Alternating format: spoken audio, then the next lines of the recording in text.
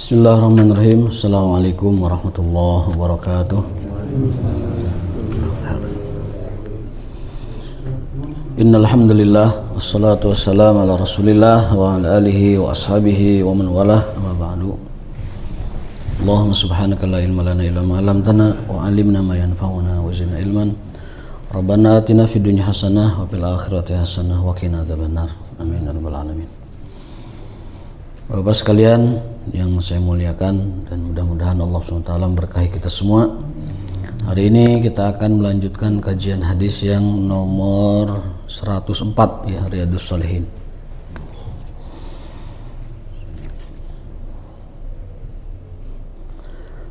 An Anas bin Malik radhiyallahu an qala yatba'ul mayyita salasatun ahluhu wa maluhu wa amaluhu fayarji'u isnani wa yabqa wahidun yarji'u ahluhu wa maluhu wa yabqa amaluhu, muttafaqun alaih.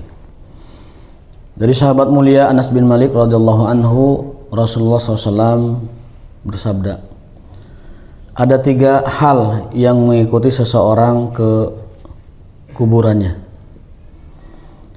Setiap jenazah, setiap mayit itu diikuti oleh 3 hal. Ahluhu wa maluhu wa amaluhu, keluarganya, hartanya dan amal perbuatannya. Fayarji'u isnani, yang 2 pulang, wa yabqa wahid, yang 1 ngikut. Yang pulang itu adalah keluarga dan hartanya. Wa yabqa amaluhu, dan yang ikut adalah amal perbuatannya. Ini pengingat ya dari Rasulullah SAW. Dan memang kematian itu adalah guru terbaik. Kafa bil mauti wa'idhan, cukuplah kematian sebagai peringatan. Kafa bil mauti wa'idhan, cukuplah kematian itu sebagai peringatan. Dalam hadis lain, ittaqu hadimil ladzat, takutlah oleh kalian penghancur kenikmatan. Takutilah oleh kalian penghancur kenikmatan. Ittaqu hadimil ladzat. Lazat itu sudah bahasa Indonesia, kelezatan-kelezatan, kenikmatan-kenikmatan. Itu ada penghancurnya. Apa penghancurnya? Kematian. Maka Rasulullah SAW menganjurkan kepada kita untuk senantiasa berdoa kepada Allah untuk dijauhkan dari 4 kondisi, 4 situasi. Sudah pernah kita share itu hadisnya. Yang pertama adalah kita berlindung kepada Allah dari kondisi di mana kenikmatan itu berubah atau hilang atau berkurang. Yang kedua, kita berlindung kepada Allah agar kesehatan kita itu tidak menurun. Tidak menurun secara drastis, tidak menurun secara menyakitkan. Yang ketiga, kita berlindung kepada Allah dari kondisi di mana kematian itu datangnya mendadak.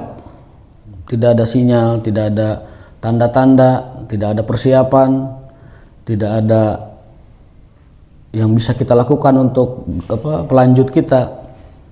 Dan yang keempat, kita berlindung kepada Allah dari murka-murkanya.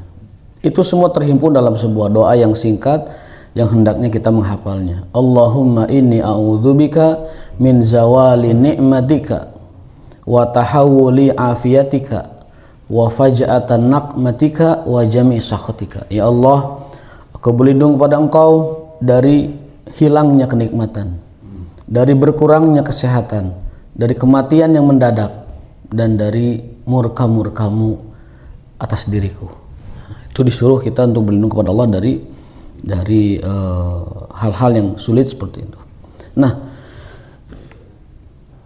masalahnya setiap jiwa itu pasti akan mati. Meskipun kita berlindung di bawah bunker yang sangat kuat, walau kuntum fi buruji musyayadah, meskipun engkau berlindung di balik lubang semut, kematian itu akan mengejar kita. Walau kuntum fi buruji musyayadah, walaupun kalian berlindung dimanapun ya, la adraktumul maut yudrikumul maut walau kuntum fi buruji musyayadah. Nah, karena kematian adalah satu-satunya masa depan yang pasti, maka kita harus menyiapkan masa depan yang pasti itu. Orang cerdas adalah orang yang mempersiapkan bekal kematiannya. Al-kayyisu man dana nafsahu wa amila lima ba'dal maut. Orang cerdas adalah orang yang mempersiapkan kematiannya. Sementara orang yang bodoh adalah orang yang sama sekali tidak memikirkan bagaimana kehidupannya nanti di sana. Padahal jangankan akhirat, alam kubur aja udah lebih lama dari dunia. Coba perhatikan, Nabi Adam 7.000 tahun, lebih lama di kuburnya. Ya. Udah 7.000 tahun, Nabi Nuh udah 5.000 tahun. Nabi-nabi yang lain ada yang 2.000 tahun. Rasulullah SAW 1.446 tahun. Di kuburan kita lebih lama daripada di dunia. Mungkin di dunia ada yang 70, 80, 60. Umat Rasulullah kebanyakan maksimal 70. Aksaru ummati, ya, a'maru ummati baina sitin wa sab'in. Kebanyakan umatku itu 60 sampai 70. Wa aqalluhum, sedikit saja yang sampai 80. Jadi, itu kaum elit itu ya. Yang 80 itu elit itu. Elit ya, itu bonusnya besar. Ya, Pak Dokter, kayak apa itu elit itu. Jadi sedikit sekali dari umat Rasulullah yang lebih dari itu. Dalam hadis ini beliau mengingatkan bahwa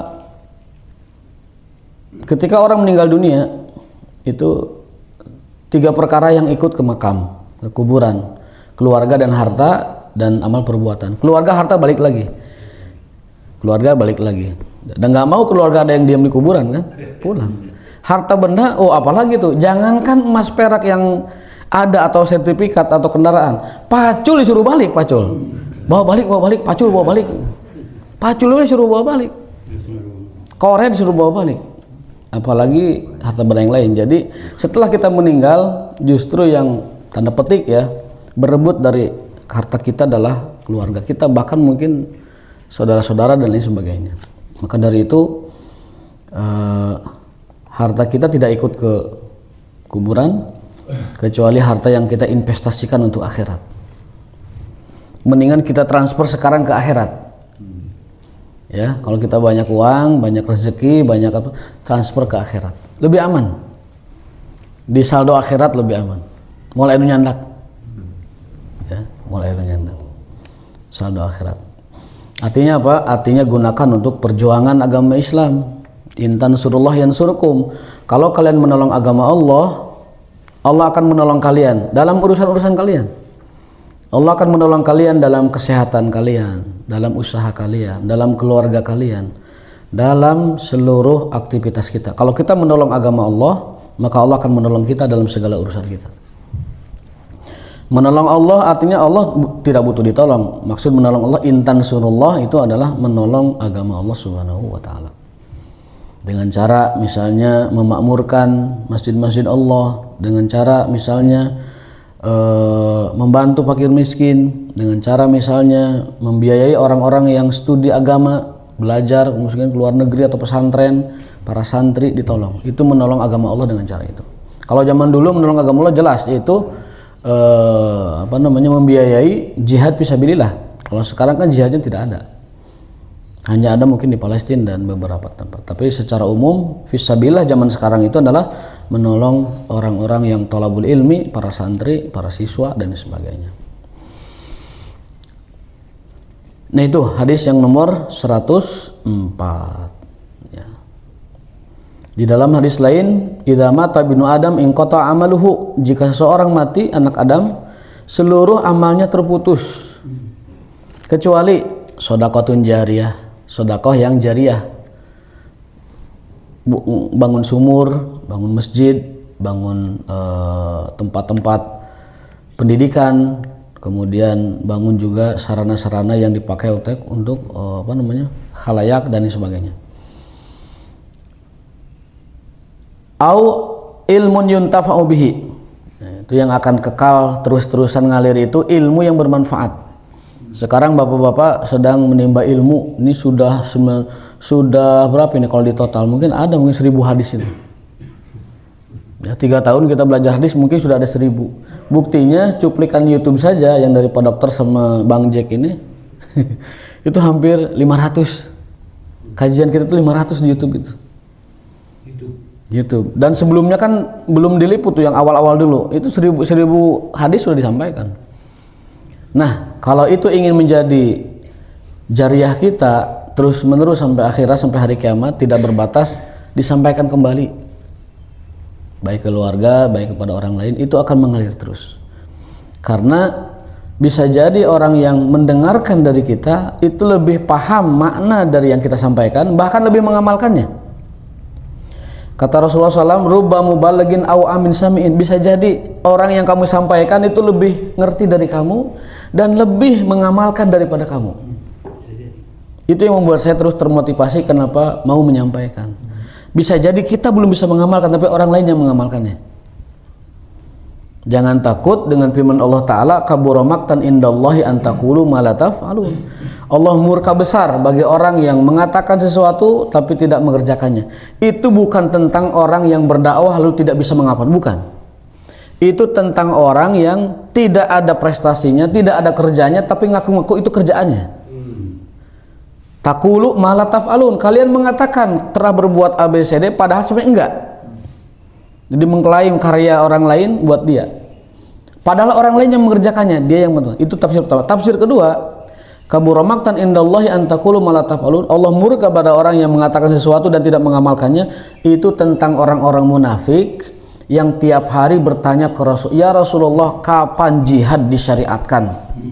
Kita udah nggak sabar nih mau jihad nih, mau melawan orang-orang kafir Quraisy, mau melawan orang-orang memusuhi Islam yang merongrong eksistensi Islam. Kita udah nggak sabar ini. Kapan ya Rasul turun perintah jihad? Udah nggak sabar. Wis kuat yang jihad. Falamma kutiba alaihil qitalu tawallau. Pas turun syariat jihad, tawallau, pangheulana ngaleos. Dan itu dibuktikan ketika perang Badar, ngaleos itu sepertiga pasukan. Perang Uhud sama, ketika berangkat ke medan jihad ngaleos sepertiganya orang munafikun. Jadi ayat itu berkenaan dengan orang-orang munafik yang tiap hari nanyakan kapan kita berjihad, pas jihadnya sudah oke, ternyata dia orang yang paling kabur duluan. Jadi bukan tentang orang yang berdakwah kemudian belum bisa mengamalkan, bukan. Jadi kadang-kadang kita suka salah tafsir, salah memahami. Tapi memang idealnya orang yang berilmu itu mengamalkan ilmunya. Dan puncak ilmu adalah ketakutan kepada Allah. Puncak ilmu adalah rasa takut kepada Tuhan, kepada Allah. Ya, a'la ataupun puncak zirwatul ilmi atau puncak ilmu khasyatullah. Kalau ilmu sudah membuat kita semakin takut kepada Allah, nah itulah ilmu yang sesungguhnya. Itulah ilmu yang disebut dengan ilmu yang bermanfaat. Karena dengan orang takut kepada Allah, diamnya pun dia ibadah. Diamnya pun dia ibadah. Tapi kalau ilmu tidak menyebabkan dia semakin takut kepada Allah, maka bahkan semakin berani menentang Allah dengan maksiat dan dengan sebagainya, itu ilmunya tidak bermanfaat bagi dia. Awaladun sholihun yad'ulahu, atau anak yang mendoakan orang tuanya, itu terus pahalanya mengalir. Maka saya sering sampaikan, kata Rasulullah SAW, apabila orang tua sudah meninggal dunia, ada 4 hal yang bisa kita lakukan untuk berbuat baik kepada mereka. Birrul walidain, berbakti kepada kedua orang tua yang sudah meninggal itu dengan 4 cara. Yang pertama adalah sering mendoakannya. Sering mendoakannya. Yang kedua, senantiasa memohonkan istighfar, ampunan kepada mereka. Yang ketiga, senantiasa bersedekah atas nama mereka. Jadi kalau kita punya 1.000, 500-nya niatkan, ini 500-nya buat bapak saya, buat ibu saya almarhum. Punya 1.500.000 untuk Anda, pahalanya 500 untuk orang tua. Seluruh ulama, seluruh mazhab sepakat bahwa sedekah adalah sampai kepada almarhum. Karena sedekah itu ibadah maliyah. Ibadah maliyah itu tergantung, terserah orang yang punya maliyahnya itu. Yang punya hartanya buat siapa itu bebas. Maka sedekah adalah cara terbaik setelah doa dan istighfar untuk orang tua kita yang sudah meninggal dunia. Dan yang keempat, caranya adalah berbuat baik kepada besti-bestinya orang tua kita. Terang Pak, besti Pak? Ki, terang besti Ki. Besti teh sahabat baik. Eratkan silaturahim dengan mereka. Cari dulu bapak kita berkawan baik dengan siapa? Cari, datangi, kunjungi, doakan, silaturahim, bawa oleh-oleh, bawa hadiah. Ibnu Umar itu kalau punya uang, dia gondol itu uang itu diberikan kepada seseorang. Sampai ada yang bertanya, Tuan, kenapa Anda baik banget sama dia? Kata Ibnu Umar, orang ini dulu bestinya ayah saya. Itu jawabnya. Hadza rajul wuddu abi. orang ini dulu teman baik saya, bapak saya. Wudu abih itu kata hadis, wudu abih itu maksudnya orang yang dekat dengan bapak kita. Ibu kita cari temannya siapa, cari bestinya siapa, cari, bantu dia, datangin silaturahim, doakan. Itu cara berbuat baik kita kepada orang tua. Karena dengan kita menjaga silaturahim dengan kawan-kawan baik mereka, kita sedang berbuat baik, berbakti kepada orang tua. Mereka senang di kuburan dengan itu. Mereka di alam kuburnya senang kalau kita berbuat baik kepada teman-teman orang tua kita yang baik. Itu 4 cara kita birrul walidain kepada orang yang sudah meninggal dunia. Tetapi dari 4 semua itu yang paling dibutuhkan oleh orang tua kita di alam sana adalah doa dan istighfar. Tidak ada sesuatu yang paling mereka butuhkan hari ini di alam sana kecuali doa dan istighfar. Itu paling dibutuhkan. Dalam sebuah hadis Rasulullah SAW bersabda, ada orang tua, seorang ayah ya, di akhirat itu ditempatkan di sebuah manzilah, makom yang tinggi, sampai dia keheranan, kok saya bisa setinggi ini, kok saya bisa terhormat seperti ini, ada apa? Dia bertanya kepada malaikat penjaga, kenapa saya ada di sini? Perasaan saya di dunia itu nggak ngapa-ngapain gitu, standar aja. Maka kilalahu, dikatakan kepadanya, hada listighfari waladikalaka, ini karena anakmu banyak istighfar kepada kamu. Jadi orang tua yang sudah meninggal dunia, karena anaknya rajin istighfar untuk mereka, Allah tempatkan orang tuanya itu di tempat atau di sisi Allah yang paling tinggi.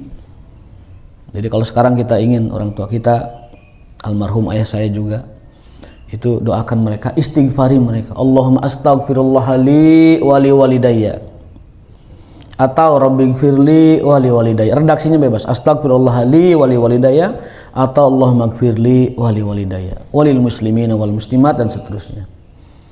Doakan ya orang tua kita, istighfarkan mereka, kecuali yang kafir, kecuali yang musyrik nggak boleh. Rasulullah SAW dilarang mendoakan siapapun, walau kana aba'ahum au abna'ahum au ikhwanahum au ashiratahum. Tidak seorang ayah, tidak seorang anak, tidak seorang kerabat, keluarga, tidak ada siapapun yang berhak didoakan ampunan untuk orang yang non muslim atau kafirnya. Jangan latah di WA ada non muslim meninggal langsung didoakan Allahumma gfir lahu warhamhu wa'afihi. Nah, itu salah kaprah. Yang kita boleh lakukan adalah boleh bertaziah kepada mereka, ikut balasungkawa, nyatakan bahwa kita juga bersedih kehilangan. Kemudian setelah itu ucapkan innalillahi wa inna ilaihi rajiun. Cukup sampai itu. Tidak kesana gitu, Allahumma gfir lahu, apalagi sampai mendoakan wa wasi' madkhalahu wa akrim nuzulahu wa adkhilhu jannah. Wah, itu mah komplit, jangan. Mereka tidak berhak mendapatkan itu karena kekafiran dan kemusyrikan mereka kepada Allah Subhanahu wa taala. Jadi itu beberapa panduan Islam terkait dengan kematian. Berikutnya hadis nomor 105, an Ibni Mas'udin radhiyallahu anhu qala qala Nabi alaihi salatu wassalam, al jannatu aqrabu ila ahadikum min syiraki na'lih. Sesungguhnya surga itu lebih dekat kepada kalian bahkan dari tali sendal kalian sendiri. Surga itu lebih dekat kepada kita bahkan lebih dari tali sendal kita. Kalau kita punya sendal yang talinya di tengah itu segitiga gitu kan, ini tali ke sini, depan itu tengah itu. Nah, tengah itu namanya syirakan na'lih. Surga itu kata Rasul lebih dekat dari tali sendal kalian, ya. Lebih dekat. Artinya apa? Surga itu dekat dan gampang. Tetapi ya itu, neraka juga sama. Wan naru mislu dzalika, neraka pun sama, lebih dekat kepada kalian bahkan dari tali sepatu kalian. Gampang. Contohnya dulu ada seorang raja lokal yang zalim. Dia itu selalu mengadakan ritual, yaitu persembahan sembelihan kepada berhala.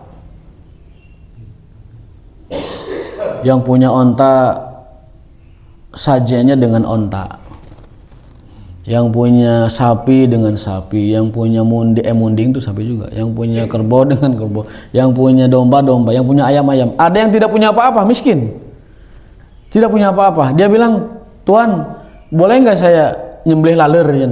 Nggak spek lah, itu bukan naon mah, kulaler. Jadi korbannya kulaler, sesembahan nanti kulaler. Untuk berhala tapi Itu kan ringan. Ringan, tapi kata Rasulullah dia di neraka jahanam selama-lamanya. Tesapira tidak seberapa besar hangan saukur laler ditewak dipencitkan ke berhala di jahanam selama-lamanya.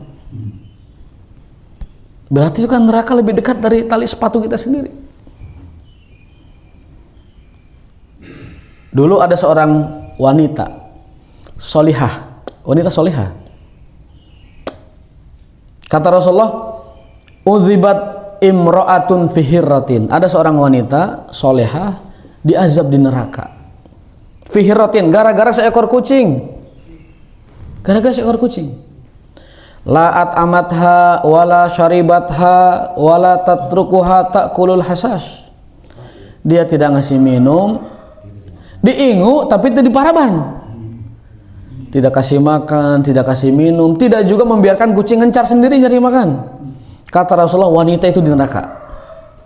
Seseorang baik-baik solehah diazab oleh Allah gara-gara membiarkan kucing mati di tempatnya dan dia mengurungnya.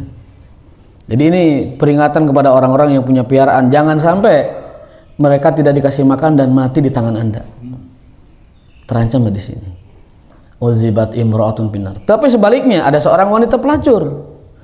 Dosanya sudah ngayapak di mana-mana, kalau bahasa Kuningan itu dosa ngayapak di mana-mana gitu. Pelacur. Tapi dia melihat ada seekor kambing. Anjing mengulurkan lidahnya kehausan. Dia buka sepatunya, ambilkan air, diminumkan. Kemudian Allah dalam hadis itu dikatakan syakarallahu lah. Allah pun sampai berterima kasih kepada wanita itu dan memasukkannya ke dalam surga. Dalam hadis lain ada seseorang nggak punya amal soleh, yang mungkin rukun Islam aja, rukun iman yang punya. Kerjaannya cuma satu, menyingkirkan duri di jalanan. Aya paku ingkahkeun, aya paku payung ingkahkeun, di pulung mangga dipicen mangga itu mah. Aya durinan, aya cangkang cau diingkahkan. Kata Rasulullah SAW, dia masuk surga dengan amalan yang sangat sederhana, yaitu apa? Selalu menyingkirkan duri yang berpotensi membuat orang lain celaka di jalanan. Kan kita sering lihat tuh di jalannya lagi naik motor, paku, pinggirkan. Tapi memang itu tuh butuh apa ya? Butuh empati yang cukup gitu untuk melakukan. Dia pikir kalau saya atau anak saya yang kena duri ini gimana? Jadi sangat sederhana. Kata Rasulullah, surga dan neraka itu lebih dekat dari tali sepatumu, tali sendalmu sendiri. Sangat dekat. Ya, mudah-mudahan kita semua diberikan amalan-amalan yang sederhana kita lakukan, tapi itu membuat kita kekal di surga Allah Subhanahu wa taala. Dan yang paling ringan kita bisa lakukan apa? Zikir. Zikir. Rasulullah pernah mengabarkan kepada kita, ala adullukum, maukah kalian aku tunjukkan satu amalan yang ringan, kecil, tapi itu azkaha inda rabbikum, paling suci di hadapan Tuhan kalian, wa arfa'uha li darajatikum, paling mengangkat derajat kalian di sisi Allah, wa khairun min infaqi dzahab wal fiddah, bahkan lebih baik daripada kalian berinfak sedekah emas dan perak, wa khairun min antal kau aduwakum, bahkan lebih baik dari kalian berjihad fisabilillah, tadribu a'daakum wa tadribuna anakum, mereka membunuh kamu syahid atau kamu membunuh mereka menjadi kemenangan. Sahabat menjawab, bala ya Rasulullah, kami ingin tahu ya Rasul. Apa kata Rasulullah? Aksiru min zikrillah, perbanyak zikir kepada Allah. Jadi kata Rasulullah itu amalan sedikit, ringan, nggak sampai 5 menit, nggak sampai berjam-jam, hanya beberapa detik, beberapa menit. Subhanallah, alhamdulillah, wala ilaha illallah akbar. Itu yang paling lengkap. Wala haula wala quwata illa billah. Dalam riwayat Utsman ditambahkan begitu. Paling mengangkat derajat, paling suci di hadapan Allah, paling banyak pahalanya. Tidak ada orang yang lebih afdal kecuali yang baca lebih banyak dari kita, lebih baik dari jihad fisabilillah, lebih baik daripada sedekah infak emas dan perak, lebih baik daripada kalian membunuh musuh atau kalian dibunuh musuh. Perbanyak zikrullah. Wa khairul mu'min, dan orang iman, orang beriman, orang mukmin terbaik adalah man faraqa dunya wa lisanuhu ratban bi dzikrillah. Orang Islam, orang iman terbaik adalah orang yang faraqad dunya, meninggalkan dunia, lidahnya basah berzikir. Kita ingin meninggalkan dunia ini, lidah kita basah berzikir. Bukan basah karaokean, basah berzikir. Subhanallah, alhamdulillah, dan seterusnya. Maka dari itu kita harus antusias, semangat, haris, semangat ya, kepada hal-hal yang sebenarnya ringan tetapi itu dampaknya dahsyat sekali. Pahala dan faedahnya besar sekali subhanahu wa ta'ala. Kalau nasibnya burung-burung hewan lain-lain itu setelah berakhir, bagaimana nasib mereka di akhirat? ya, Mereka dimatikan. matikan. Kecuali beberapa ada yang diabadi seperti anjingnya Ashabul Kahfi, ontanya Nabi Soleh, kambingnya Rasulullah, ontanya Rasulullah, kambing Ismail itu diabadikan. Tetapi hewan lain dimatikan.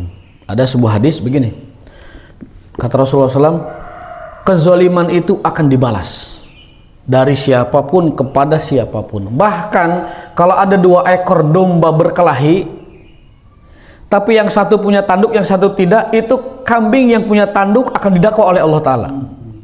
Kemudian manusia. Lihat tafsir Ibnu Katsir ketika beliau meriwayatkan sebuah hadis tentang kezaliman. Al-Baqarah, la tazlimuna wa la tuzlamun. Tidak boleh kalian menzolimi, tidak boleh juga kalian dizolimi. Kalau dizolimi melawan, kalau menzolimi taubat istighfar, minta kehalalan kepada orang dizolimi, itu caranya. Tapi jangan berlebihan membalasnya. Nah, kata Ibnu Katsir meriwayatkan sebuah hadis, demi Allah kata Rasulullah SAW, semua kezaliman akan didakwa oleh Allah. Bahkan 2 ekor kambing yang berkelahi tapi tidak seimbang, didakwa oleh Allah. Setelah didakwa dinyatakan kambing kamu yang bersalah, lalu Allah matikan. Tidak di surga, tidak di neraka maksudnya, tapi didakwa. Beda dengan manusia, setelah didakwa kan ada balasan, dikesurgakan atau dikendakan. Nah, hewan-hewan mah didakwa kalau ada yang zolim kepada hewan lain tetapi tidak dibalas. Karena apa? Karena mereka bukan makhluk mukallaf, bukan makhluk yang dibebani kewajiban. Bukan ahli itu taklif, bukan mukallaf, bukan orang yang dibebani sebuah perintah atau larangan. Artinya amal perbuatan hewan itu tidak berefek kepada balasan karena mereka tidak punya akal. Mereka tidak. Akal itu adalah instrumen yang Allah jadikan sebagai hujah orang ini layak disiksa atau tidak layak disiksa. Maka seluruh hewan yang tidak punya akal atau manusia yang akalnya tidak sehat itu dilepaskan dari beban. Ya, orang gila tidak disiksa karena akalnya tidak sehat. Dia dihisab atas kondisi dia sebelum gila. Kemudian anak kecil tidak dihisab karena apa? Karena dia belum punya akal, belum sehat, belum ajeg. Kemudian orang pingsan, orang yang dan sebagainya, orang yang akalnya hilang itu tidak ada hisabnya. Bahkan puasa wajib aja harus dibatalkan kalau akalnya hilang. Sholatnya tidak wajib dan lain sebagainya. Ya. Allah angkat kolam, Allah angkat catatan amal perbuatan dari orang yang akalnya tidak sehat. Tidak sehat bukan salah pikir, maksudnya tidak sehat tuh ada masalah gitu. Orang gila contohnya. Nah tadi jadi jawabannya apakah hewan, gimanakah nasib hewan setelah akhirat? Mereka itu tetap disidangkan tapi tidak ada hukuman. Hanya dinyatakan kamu yang bersalah. Berdasarkan hadis itu ya, kamu yang bersalah. Maka KHD ulah ngadu-ngadukeun sato, Pak. Ulah ngadu-ngadukeun sato KHD. Bisi kena makna hadis eta tah. Aya nu bertanding, aya nu ngadu, ternyata satu yang satu lebih tidak seimbang antara satu dengan satu lain. Jadi nanti dituntut itu satu itu. Satonya lepas, nu bogana, mana nu bogana kan di sidang. Kan khawatir oke gitu kan. Ya? Ngadu ayam nggak boleh. Oh ya nggak boleh. Haram. Kalau jualan ayam Bangkok jangan bener. Ya kalau tahu pasti itu untuk diadu jangan. Tahu lah harganya mahal. Siapa tahu hanya buat hiasan. Buat apa? Buat jago-jagoan gitu. Buat koleksi. Kalau tahu dosa. Kalau tahu dosa. Seperti kita nanam anggur. Kalau kita tahu persis itu anggur akan lari ke pabrik khamr, itu kena hadis bahwa Allah melaknat dan membebankan dosa kepada orang seluruh yang terlibat dalam khamr itu. Peminum, syaribuha, mu'asiruha, pemerasnya, penanam anggurnya, penjualnya, pembawanya, kurir, kena semua itu. Kalau tahu, tapi kalau tidak tahu maka harus punya asumsi kuat bahwa anggur saya tuh lari ke pasar dimakan oleh orang banyak sebagai buah yang bermanfaat dan bergizi, itu ya. Jadi itu memerlukan analisa kita juga, ini anggur saya dipakai kemana gitu, untuk supaya lebih selamat ya, supaya lebih selamat gitu. Kalau enggak bisa kena dosanya. Namanya ta'awun fil ismi, bekerja sama di dalam kemungkaran, kemaksiatan. Dalam Al-Quran itu disebut-sebut bahwa burung-burung itu bertasbih sama pohon-pohon juga. Iya, betul. Jadi setelah lahir itu burung-burung itu dan pohon-pohon itu tidak ada. Tidak ada. Ya. Iya. Jadi ketika alam semesta ini dihancurkan dengan kiamat, ya, itu semua meninggal dunia. Ya, tidak ada yang, kecuali orang yang mukallaf, kecuali manusia dan jin yang mukallaf yang akan ditanyai tentang perbuatan-perbuatan mereka. Selain manusia dan jin atau sakalain itu mereka dimusnahkan ya. Tetapi zikirnya naik ke langit. Wal amalu sholih yarfa'u, zikirnya naik ke langit. Meskipun burungnya pada akhirnya mati. Semua setelah tiupan kiamat itu mati. Bahkan yang terakhir mati, malaikat maut itu juga mati. Panitia kiamat mati. Malaikat maut kan panitia kiamat tuh sama Israfil, mati juga. Itu tidak bisa. Nanti alam semesta itu hening, jempling, kosong. Lalu Allah berseru, limanil mulkul yaum. Mana para raja itu? Presiden mana? Kumpulkan semua presiden. Mana para raja? Lillahil wahid. Tidak ada yang menyahut, tidak ada yang menjawab. Lalu Allah sendiri yang berkata, lillahil wahidil qahar. Akulah raja itu. Jadi Allah nantang ke semua orang yang pernah berkuasa di muka bumi. Limanil mulkul yaum. Mana pemilik kerajaan kekuasaan itu? Mana si eta yang sombong, mana? Semua itu ditantang, tidak ada yang menjawab. Lillahil wahidil qahar. Allah lah sang raja itu, tidak ada yang lain. Mungkin makhluk Allah yang terakhir mati, Malaikat maut. Malaikat maut. Dan malaikat maut itu namanya bukan Israel. Bukan Israel. Israel itu istilah Ibrani, bahasa Yahudi itu Israel. Bahasa resminya itu malaikat maut. Berdasarkan ayat kul malakul mautil ladzi wukila ilaih. Dalam surat As-Sajdah, surat Hamim, nama malaikat maut itu adalah malakul maut, bukan Israel. Ini sedikit mungkin koreksi saja ya. Penyebutan malaikat itu yang benar malakul maut dan bukan Israel. Tidak ada dalam literatur apapun nama malaikat maut itu Israel. Yang benar adalah dalam Al-Quran malakul maut. Nah. Penutup Pak, hadis penutup satu ya. Ini penutup, 3 hadis biasa kita baca. An Abi Firas Rabi'ah bin Ka'ab al-Aslami ya. Rabi'ah bin Ka'ab al-Aslami ini pelayan atau pembantu Rasul. Rasul itu pembantunya 8. Rasul itu pembantunya 8. Ada yang spesialis mawa sendal, ada yang spesialis mawa air buat wudu MCK, ada yang spesialis yang menyediakan kendaraan, ada yang spesialis yang menyediakan alat perang, ada yang spesialis ngurus keperluan pribadi seperti Anas bin Malik yang sering saya ceritakan. Itu spesialis urusan-urusan pribadi. Bahkan karena Anas ini spesialis ngurus pribadi Rasulullah SAW, sampai ibunya berpesan, Anas, kalau kamu nanti ngebersihkan awak badannya Rasulullah SAW ketika tidur atau ketika istirahat, itu kain yang ngelap badan Rasul tolong pereskan jadi minyak wangi. Badan Rasul itu keringatnya wangi, sampai oleh sahabat Anas diperes ke botol, dikasihkan ke ibunya jadi minyak wangi. Rasulullah mah kesang ge minyak wangi, orang mah kesang mau wangian. Oh hangru ya. Sudah mah Rasul itu badannya wangi secara asli, beliau menyukai wangi-wangian. Ya udah tambah paten gitu. Kita mah sudah badan tidak wangi, tara mandi 7 mulut bau lagi. Bau ajag sama gitu.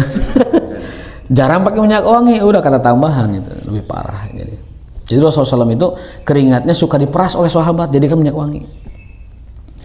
Lalu rambutnya yang berjatuhan diambilin oleh sahabat Anas, dibagikan ke Bilal, ke Zainab, ke Ummu Sulaim, dibagikan ke Khalid, dibekalan dompet, dibekal. Khalid kalau mau jihad tuh pakai. Nah, tapi itu tabaruk hanya berlaku kepada Rasulullah SAW, tidak berlaku bagi yang lain.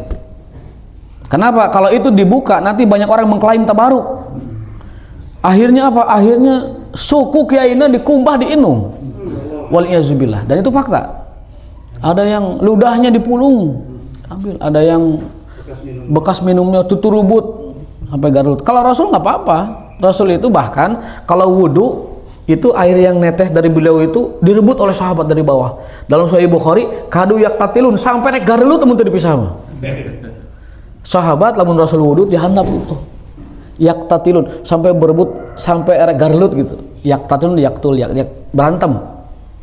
Rasulullah, tapi saya tegaskan itu hanya berlaku bagi Rasulullah sallallahu alaihi wasallam. Kalau untuk orang-orang soleh atau orang para ulama, yang berkah itu ilmunya, doanya, adabnya, itu yang berkah. Khidmahnya kepada mereka itu yang berkah, bukan dari fisiknya. Fisik itu hanya Rasulullah SAW, dan ini sepakat seluruh ulama.